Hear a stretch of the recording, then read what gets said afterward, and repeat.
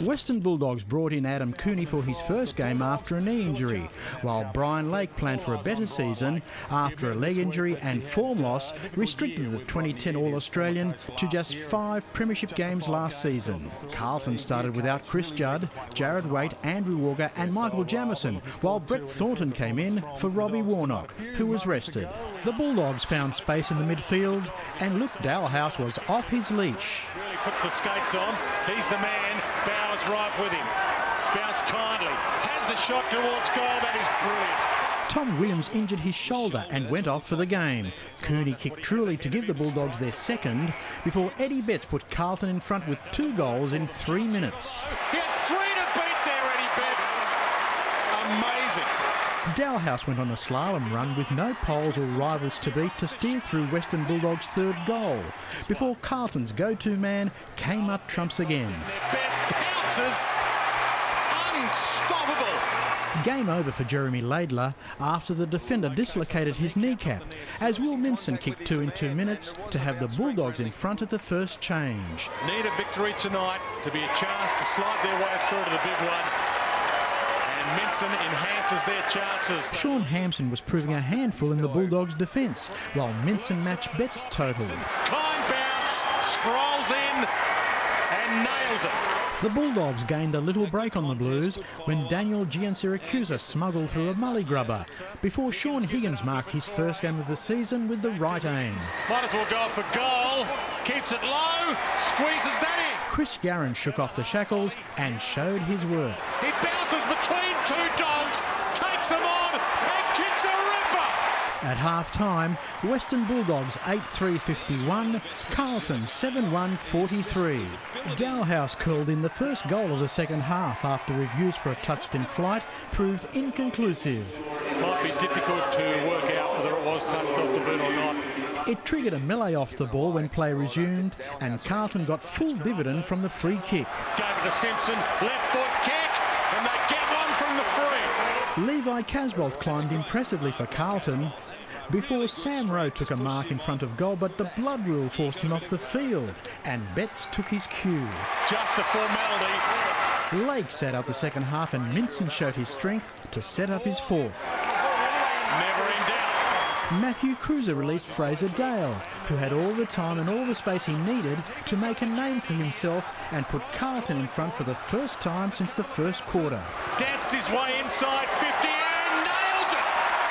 Who needs experience? The Bulldogs left it late for a big push for victory, shuffling through traffic to find a free man. Dixon for the game! Full-time Western Bulldogs 11-8-74, Carlton 11-4-70. Charles Christian, Big Pond Sport.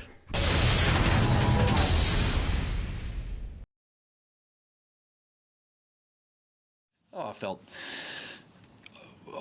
we've been really proud of the way Brian's applied himself over the summer. We've been really happy with all of our boys in rehab. It's not an easy place to be. Sean Higgins has been in there, Adam Cooney, Dale Morris, but they've just worked diligently every day, and I think people probably got sick of us saying that over the summer. They weren't ready to play, they weren't ready to train any of them, and as they became available, we put them in more training, more match practice, and then ultimately played them. But he's going to help. You're kicking to twice as many shorts long. Is that sort of a reflection of how you want them playing and true sort of indication?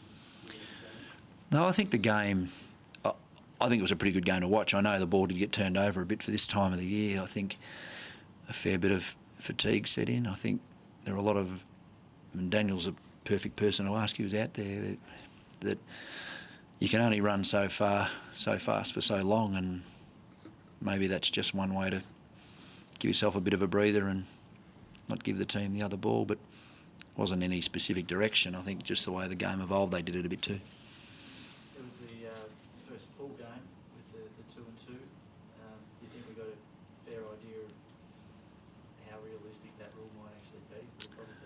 Well, I think every coach in the competition's commented on this week, so I don't have to, and I won't. Western Bulldogs play wherever they put us, whoever we play against, and the rules are the rules. And football's been around for a long time, and really good clubs and teams have a way of evolving and adjusting to what happens. Let's leave it at that. What do you make of it out on the field? As Max said, I suppose we can't do anything about it. So it's a trial in a NAB Cup series, and that's how you take it, and then probably get you fitter going into round one, I would have thought. Both sides look pretty spent in that last quarter. Was that a sign of a NAB Cup round 2 for second up pre-season, or do you think it was compounded by that small bench? No, I think all the games this weekend, I've watched a couple, and all the players have been pretty knackered by the last quarter. So I think it's just round 2 of the NAB Cup, first full one. But yeah, I suppose, as I said, guys are going to get fitter as we go into round 1. I think you see, even in the normal season, the first few rounds, everyone cramps up and stuff like that.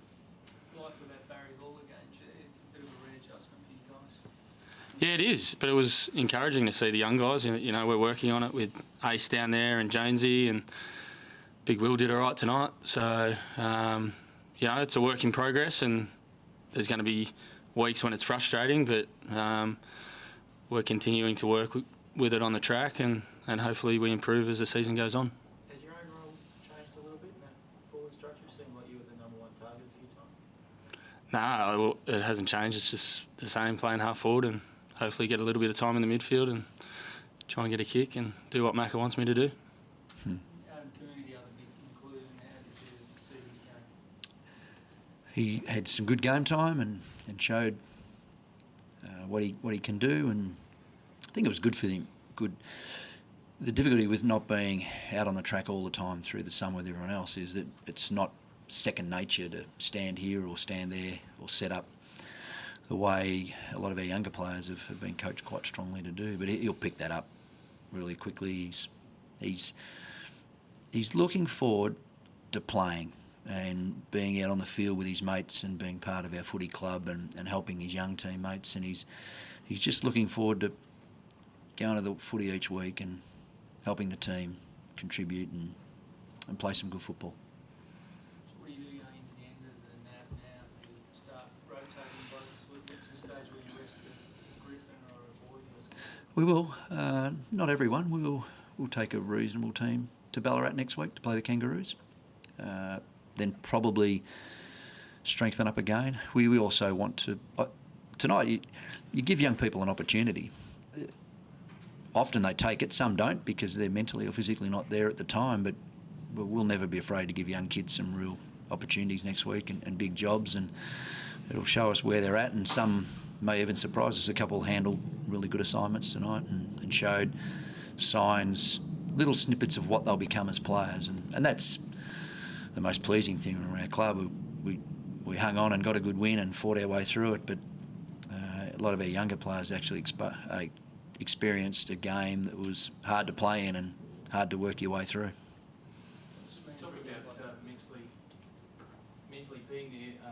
Vincent hasn't dominated games a lot in the past, even though he's probably had a lot of ability. Was this some kind of step forward for him tonight?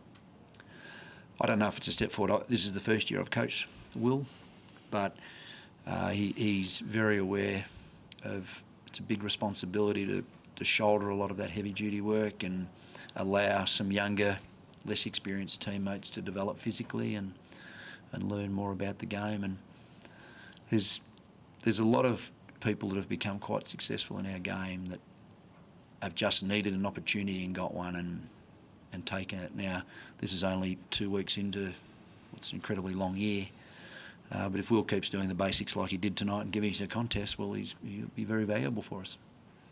What's it mean for a guy like Tory Dixon, who sort of bought from Bendigo to slot that? I know it's only an NAB Cup, but must do a lot for his confidence. He's a clever player. I think he, like a few of our younger people last week, the first week 2 weeks ago, just the tempo of the game, and quite a few of them were on some experienced Collingwood defenders and got caught in the wrong place. They sort of got caught with the ball going back and forward over their head. And the beauty of this competition is it gives you 4 weeks often to reprogram young players and add some experience and different technical skills to other players, and as a team learn some things. So We're happy with the format. Having the week off was almost perfect. It allowed us to reset a few players and reset a few things within our team, and it'd be good to get it during the year at times, but from that point of view it was good. But he's a good young fella, he's a good story, and hopefully he just keeps his head down and works hard and just becomes a good teammate and does what his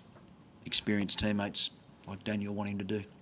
Must give him a fair confidence boost to kick the winning goal at the end. I think it will. Yeah, he's on his way. It's good. It's a good story. It's fantastic that young kids who aren't ready at 18 or 19 sometimes are ready a little bit later, and but he's got a long way to go, and he's very well aware of that. And Daniel on the left will give him some good coaching and help him, won't you, mate? Yep. And Brian Hargraves was terrific tonight. One of his shows of courage was just breathtaking. Obviously, you're confident that, well, it looked like that form a couple of years ago where he was a standout player. How do you feel about Brian's performance? Very solid. I liked how he was out there helping his younger teammates. That's what I really liked. He sees the game exceptionally well, and he's enjoying at this time in his career with all his experience that he's got so much to teach teammates around him. That very important from our club point of view, and that's all we need him to do, is just do his job every week and help his teammates, and he's setting himself up for a good season. No, he just dislocated the kneecap there, and I think they got it straight back in on the ground, so that's a good sign. So went off to hospital, get some scans, and I suppose like all those kneecaps, some have played next week and some have been out for a while, so we'll find out tomorrow. Was it a Steve Johnson type injury? I only just seen it from ground level. As we do, we have a quick look, hear what's going on, but really probably switch on to what's happening on the ground. So we'll find out more probably in the next 24 hours. Yep. The rest of the game?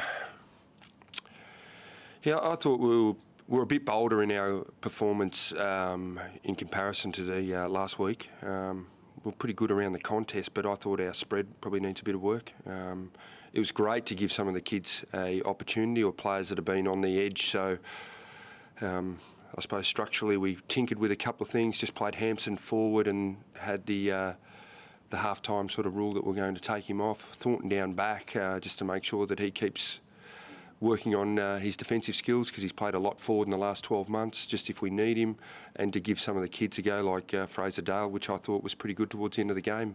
McLean, Allard, Curnow are all fighting for that probably spot in the team, so Colin's got another crack, Russell, Lucas.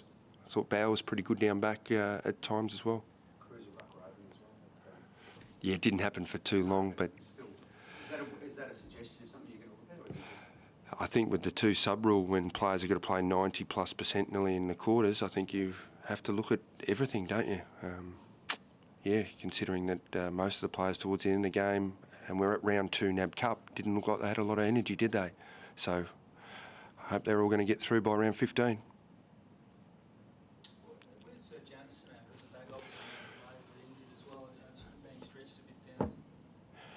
He will. The plan is probably the Kangaroos game at Visy Park in the last NAB series game. So hopefully we're on track for that. So he ran. I think he did 14 400s the other day and things like that. So he's running. He's doing a fair bit of work. So these things, like anything, is if you get a good run at it, you're right. But we probably don't want to get too many hiccups along the way either for round 1.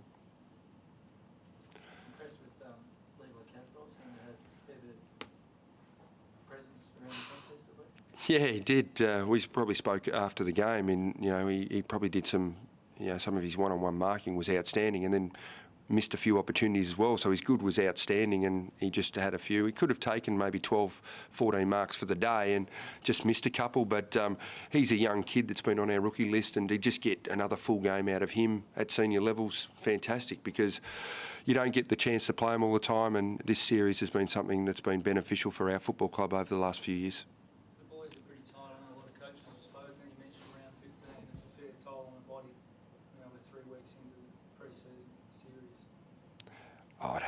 It's pretty hard to develop kids too, when you know even when they play a quarter, they've got to play 90+% in those quarters. So I don't know if it helps the development of players to be gassed and fatigued, and then where do they go from there with injury, and lists are only so big, and yeah, it does make it hard, especially if you get injuries to your key players.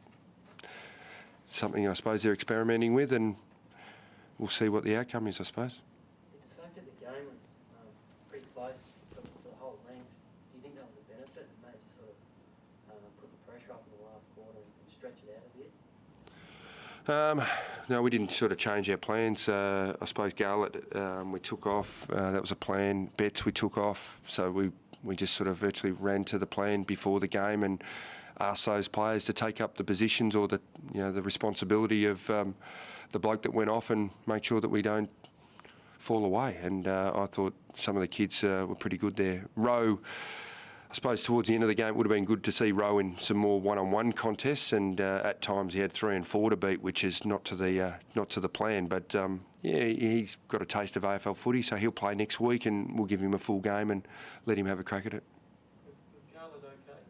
Yeah, just it was a slight little roll in. He could have probably come back on, but we sort of had a plan anyway to take him off in the last quarter and look after him. So I think it happened 3 minutes before that time. So he beat us towards taking him off. He was too quick for us. Chris Judd ready to go next week? Yeah, next week we'll have Waite, Walker, Robertson, Dygan and Judd all come back into the team. So we'll add 5 there, and we're just probably waiting on Jamison and Warnock to be at full strength. So, yeah.